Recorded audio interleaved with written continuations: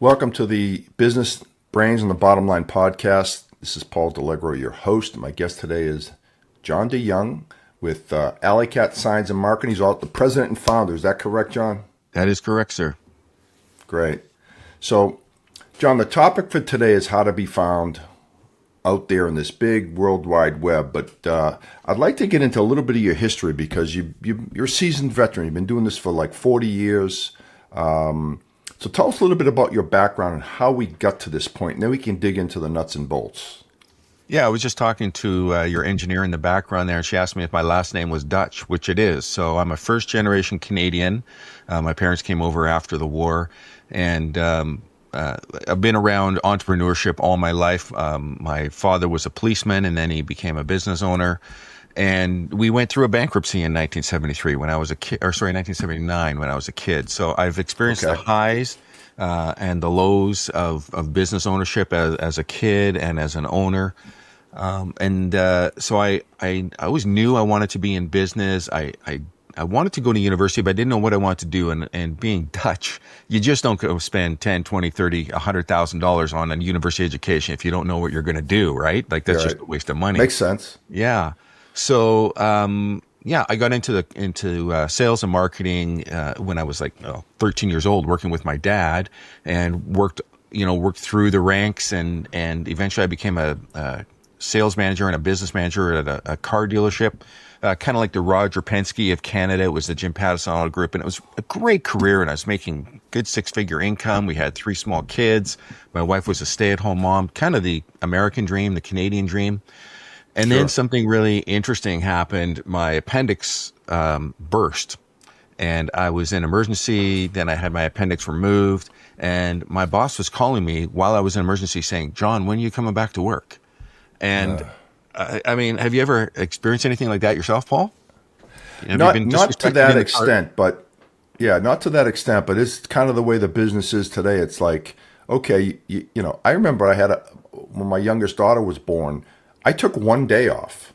1 day. Now people get paternity leave, and it's like you got to get back at it. It's kind of not a fan of the system, by the way. Yeah. So as a manager, I was overseeing indirectly or directly 24 salespeople, and so I had to measure performance, and my personal performance went down by 40%. My skills hadn't changed. I'm still the same person working in the same place, but now the self-confidence, the belief that my upline had in me, actually it's kind of funny how you believe lies. Like all of a sudden you feel disenfranchised, but really the boss had a lot of faith in you. That's why he was calling you back. But it was a lack of respect, Paul, and I just couldn't work for him anymore. The company was great, but that boss, I couldn't work for him. So my wife and I, we remortgaged our house, and we bought a business, and we bought Alleycat Signs. And we doubled the mortgage on our house. How many years ago was this, John? So that was 17 years ago. Okay. Yeah. So, I'd never worked at a particular job, one company, for longer than 6 years. This company that I was at, I was there for 6 years. Now I've been doing this for 17 years. And I bought a sign business because I knew when business is good, and this is 2009, so this is just after the big crash, right? And you guys had it was the same thing here, but I believed so much in being able to make things work that I went into debt. And when business is good, people need signs. They need to be found. When business is bad, they need signs even more. They need to be found, right? Makes sense. Yep. Yeah. So, and that has never changed. It's been the same thing since, the first, doctor hung a shingle and said, "Dr. Smith, open for business," right? The difference is nowadays you need to be found on Google. And that means that, you can't just hang a shingle. I had one of my, a prospect that I'm working with today. He's got a billboard out on the highway. He's got a moving bus. What's the problem with that? Well, the problem with that is you have to be lucky that you have to have the right person driving by who has a need for your product at that particular point in time. Right. And they need a pen and paper in their hand so they can jot down your name and your phone number. Like it's that is not the way to build a business nowadays. It's there is a place for that. That's called Sure. branding, right? Yeah. Yeah. So you bought the sign business. It sounds like, and this was obviously in 2008, where the internet was still pretty big at that point, but not like it is today. So what made you transition to actually starting your own kind of business of helping people grow their business? Yeah. When did that come in? 2020, this thing called COVID hit. Remember that? Yeah. A little bit familiar with that. Yeah, Yeah. aren't we all, right? And I've been on some podcasts where people just want to talk about that, but that's in the past. But what happened was, as a sign shop, we were making decals for social distancing. I was going into hospitals and businesses, and we were doing other plexi screens and stuff like that. But I had to lay off my whole staff. We're small business, 5-6 people. One of which is my son. The other one is my wife. So it was just my wife and I working. And all of a sudden we had no business. So now I had to figure something else. Well, I had already started getting Google reviews. Jump back a couple of years before that. I had done some frosted etch for a lawyer's office, and I'll never forget. It was actually almost 10 years ago now. And Darren says to me, he goes, "John, that looks fantastic. Let me leave you a Google review." And I said, "What's that?" Yeah. I mean, I had a Google Place. I was smart enough to register for one of those, so the internet was around, but Google wasn't a thing. I mean, we were still using dial-up modems and stuff back then. But anyways, I had gotten one Google review, and then the worst thing is I never even replied to it for like 2 years. And so these are some of the things that I teach now is how to effectively be found on Google.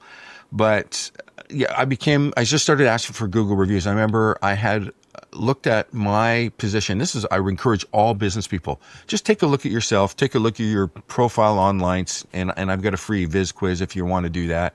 But see where you stack up against your competition, because you don't have to be the best, right? It's like swimming with a shark. You don't have to be the fastest. You just have to not be the slowest, right? That's a good line. So I looked at my competition, and my son played college lacrosse, and there's literally, he could throw a lacrosse ball to 4 sign shops within my block here.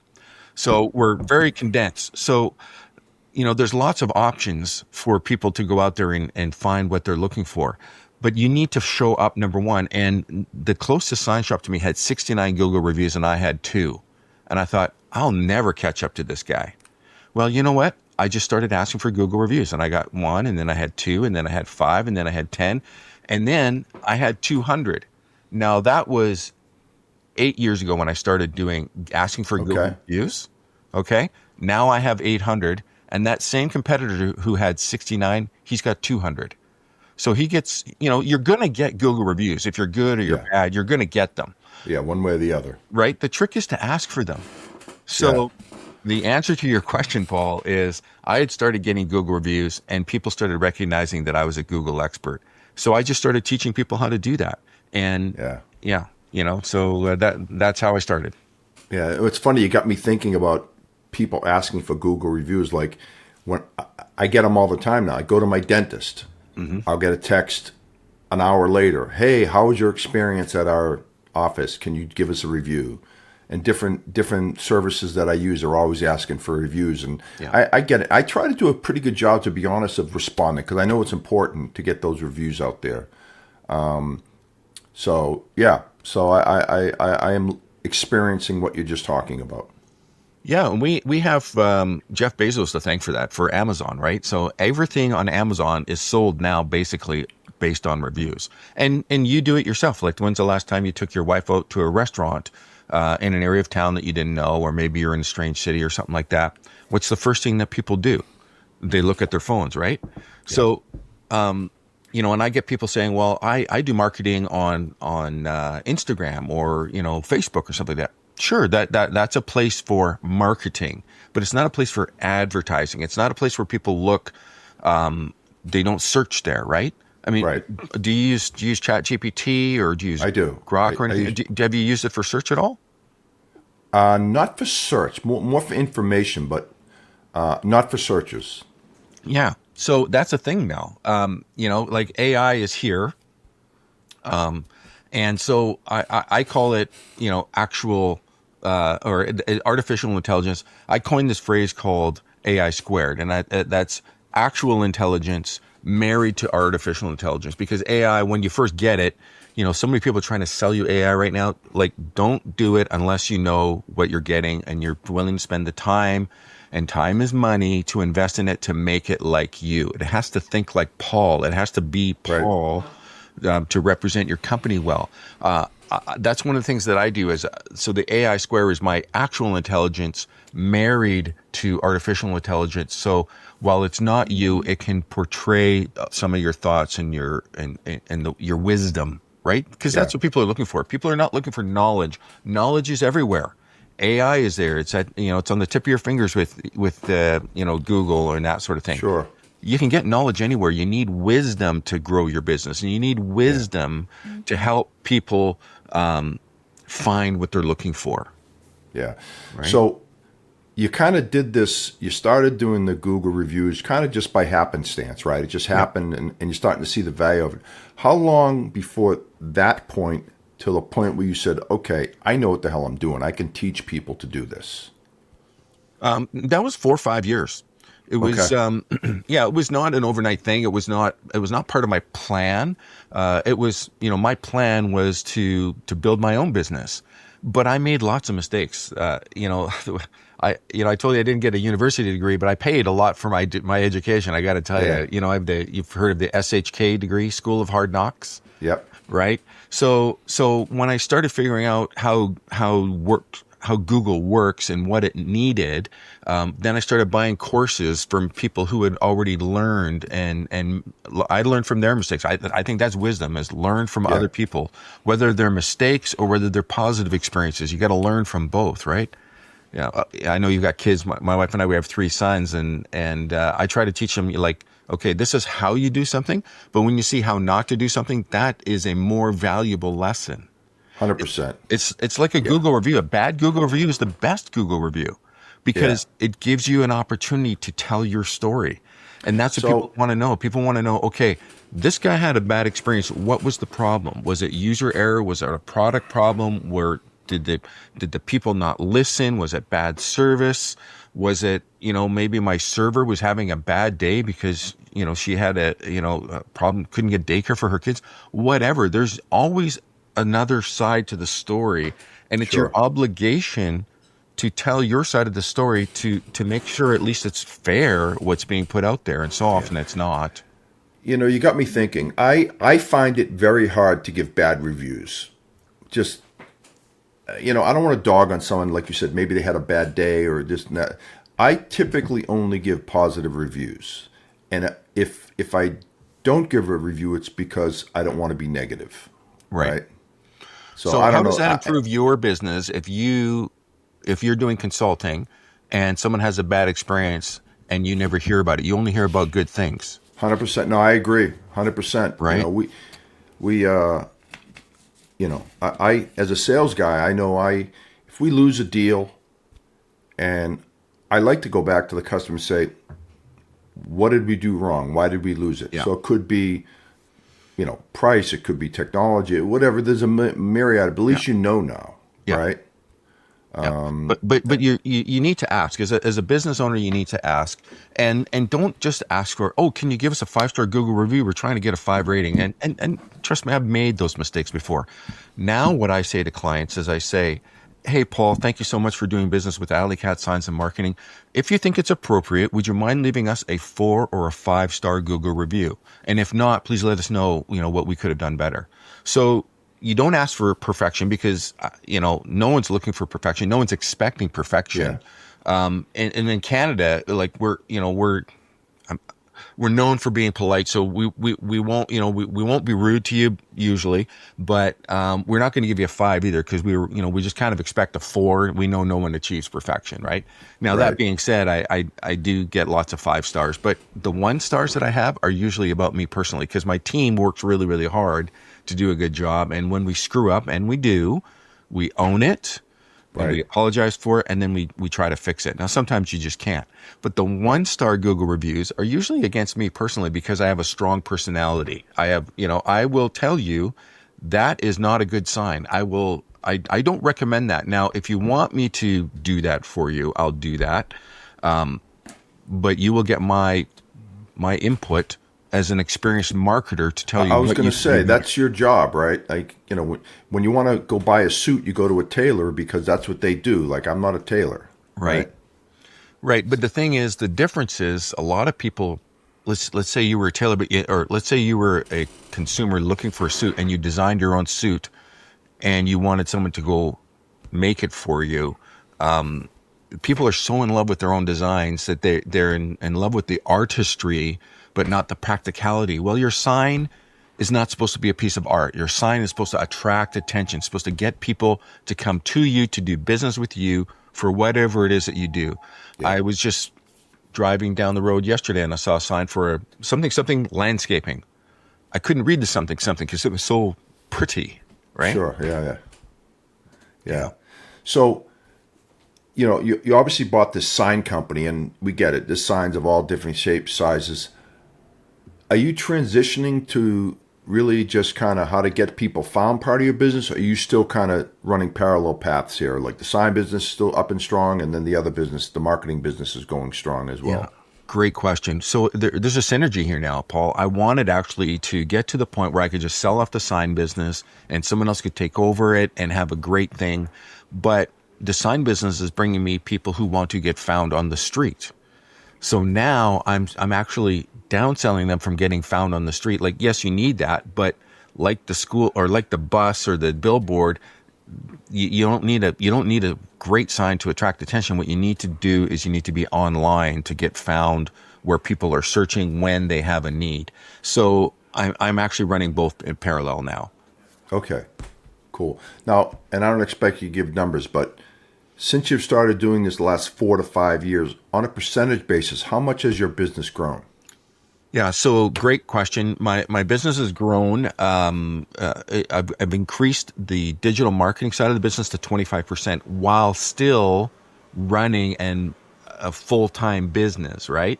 So it's been very much an incremental growth, but it's a profitable side of the business. It's something I'm very passionate about. Like, I don't do the technical stuff of making the signs and designing the signs. I give ideas, but I have a team of designers and I have a Yeah. production team that does that kind of stuff. But on the digital marketing side, I am so passionate about it because I can tell you things that work and things that don't. I've had clients that I made, okay, we talk about AI. We use AI to help optimize your Google business profile. That's one of the most important things. So the foundations for getting found on Google is your Google business profile. We use AI to do that. So do tons of other companies. Yeah. But what I've found is using the same AI that other companies use, because I set that up as a foundation. But remember, I train it with my actual intelligence. I made one change to a realtor's Google business profile that AI didn't pick up on. It made an 8,477% increase in his visibility. Wow. Right? So this is where experience trumps knowledge, wisdom Sure. trumps knowledge almost all the time. Yeah, no, that's a great story. One thing I like about what you do, anytime there's, when you sell a sign, you've got to design it, you've got to buy product, right? The labor to make the sign, whatever, if it's a printed sign or channel letters or whatever the heck you guys do, right? Yeah. There's a lot of cost to that. Yeah. On the other side, on the other part of it, it's all margin, right? I would think. A lot of it is, yeah. So Yeah. I've got a few licensing fees and stuff like that I pay on a monthly basis to use the AIs. But, once I've customized it, I'm able to really streamline the effectiveness of it, which is what I really love.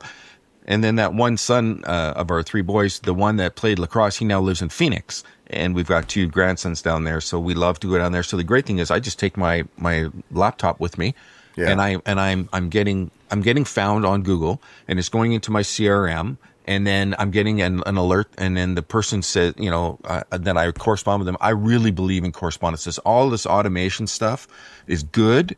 Being the first to reach to a lead is very, very important, but you need to have a personal connection, and that's, to me, that's very important. Yeah. So do So you respond? Do you respond to all your Google reviews and things that people say and people that find you personally? yes, yes. Okay. Now I do have an AI that will do that for you, but it will still send you a proof so that you can authorize it, or it can automatically reply to it on your behalf But yeah, it is so important to reply to every single Google review. We talked about the negative ones. Of course, the positive ones are important as well. Think about going to a restaurant, for me, if I'm down in the southern states, I'm going to go to barbecue, some sort of barbecue. So let's say I go to, Sticky Ribs, and then I say to the waitress, "Is the chef here today?" And she goes, "Oh yeah, he's in the back." And I said, "Can he come out? I just want to say thank you and how great it was." And the chef comes out, and it's Eddie from Sticky Ribs. And I said, "Hey, Yeah. Eddie, I'm so glad I came here. I found you on Google. It was absolutely fantastic. The ribs are great." And Eddie turns around and walks away. He doesn't respond to me. He doesn't reply to me. Think of what you're doing when a client leaves you a Google review and they say, "Hey, Paul, thank you so much for that podcast. It was fantastic. I learned a ton of things and you've impacted my business and my margins going up and blah, blah, blah." And you don't reply to them.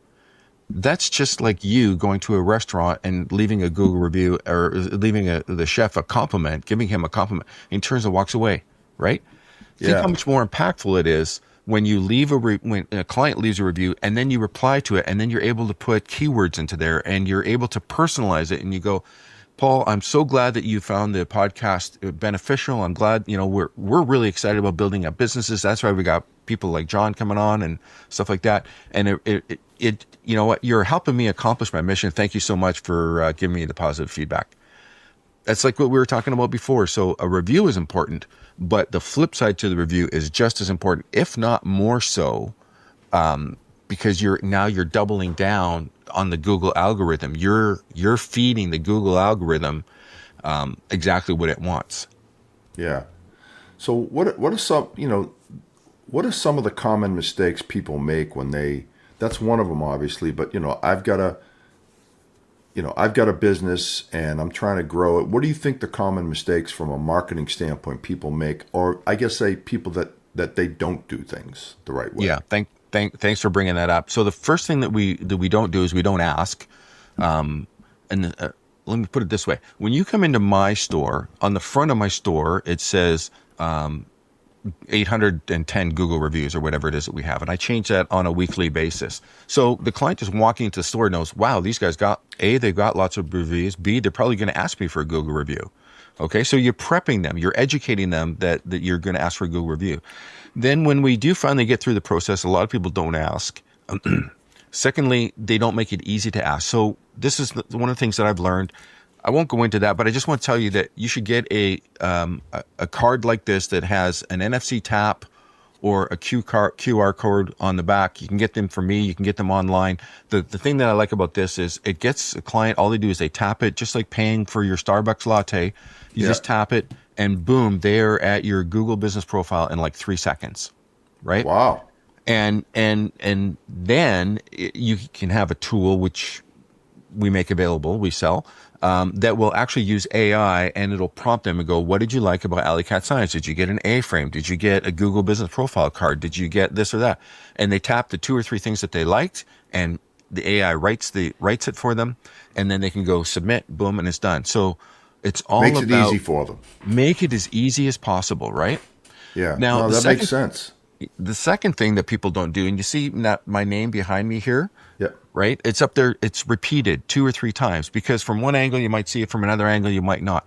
This is the thing the mistake that we make the most. My wife just tried to call me. We've got our phones on mute here, but my wife just tried to call me. Do you know what my wife said to me the first time I asked her out? She said no. No.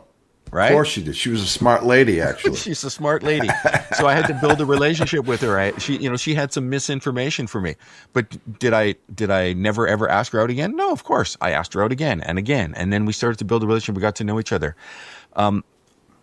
Use an automation to ask for a Google review. That's a great thing. I mean, obviously the best thing to do is ask in person. First of all, if you're in a serving relationship, whether you're putting in an air conditioning unit or giving them dinner, and you know that they're not happy, A, you're going to not ask for a Google review probably and get a bad one. But B, you can figure out what the problem is or tell your boss back, "Hey, these people aren't happy.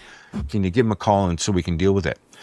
But the next thing to do is ask them again and again and again. So my automation will literally send out 4 text messages and I send out 4 emails. And I send out the text message first because when you get a text message or you get a vibration in your pocket, what's the first thing you do? you look at it. You look at it for sure, You have 100%. you have a 90% chance of getting someone to look at a text message. You have about a 40% chance of someone opening your email if they know you, right? If they don't Right. remember you, they're not going to open your email at all, or at least hopefully they won't, right? So I send out I ask in person, and then I do a follow-up text, and then a follow-up email, and a follow-up text. And I've literally never had anyone give me a negative review because I asked too many times. I've had people give me reviews because I asked so many times. And you're not being rude, you're just being persistent, Yeah. right? I'm a busy guy, right? I'm Yeah. running two businesses. I'm doing podcasts. I'm doing estimates. After I leave here, I'm going to hop in my truck and go measure something. So people don't have time. But if you send them a Make it. link in a text message, boom, it's done, right? And most people, I mean, you don't mind leaving Google reviews. You told me matter of fact, I only like leaving good reviews, you said.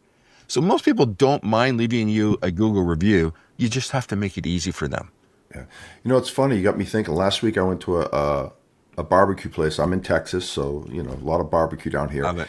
And the server was super nice, really nice attitude. And before we left, she handed me a card with a QR code on it. And she said, give us a review if you'd like. And it's just very, not pushy about it, just handed me the card. Yeah. And I did it. That's probably one of the first time I ever you. did it. And she actually wrote her name on the card, right? So I had her first name, not the whole name. Yep. And I mentioned something about her in it. So it was smart what she did. Now, it kind of ties into exactly what you're talking about. Yeah, and that's really good for that employee too. Like that kind of stuff shows up on performance reviews. And a lot of people, if you're a smart businessman, you will reward your employees for asking for Google reviews. Now, you cannot reward the client. And I won't work with anybody who, like, the car dealership I used to work for, leave us a review and get a $25 coupon for a free oil change or something like that, right? That skews your numbers. It's false reality anyways. Yeah. But so Google will literally suspend your Google profile.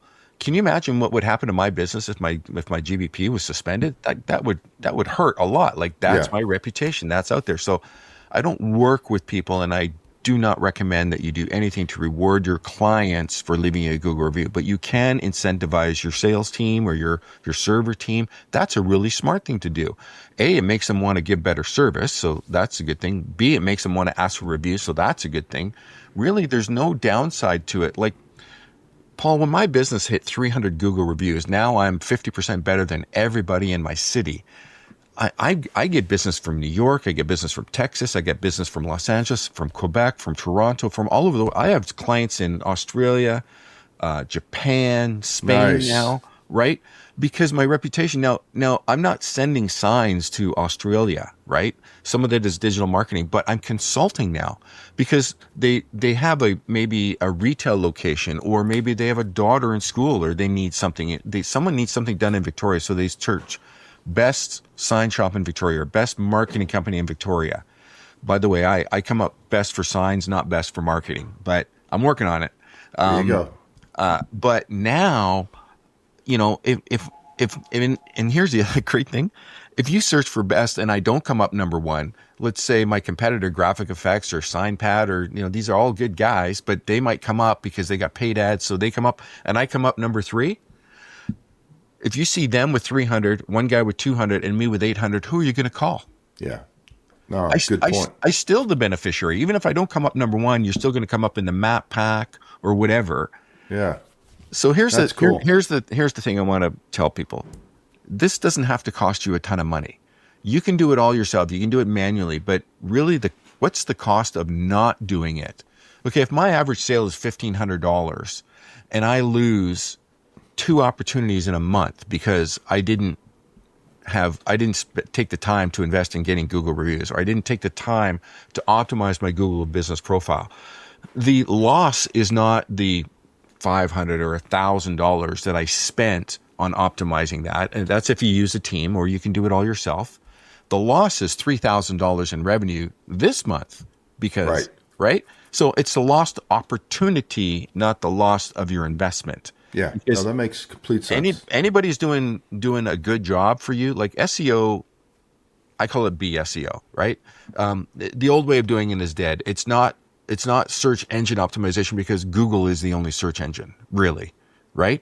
Now it's search everywhere optimization. So that means optimizing for ChatGPT and for Grok and for, Gemini and all the AIs. But it also means optimizing for Google, even Apple. Google pays Apple to be their search engine, right? So whatever platform you're working on, you're somewhere in the Google universe. Now, I'm agnostic. I'm Christian, but I'm agnostic when it comes to operating systems. Okay.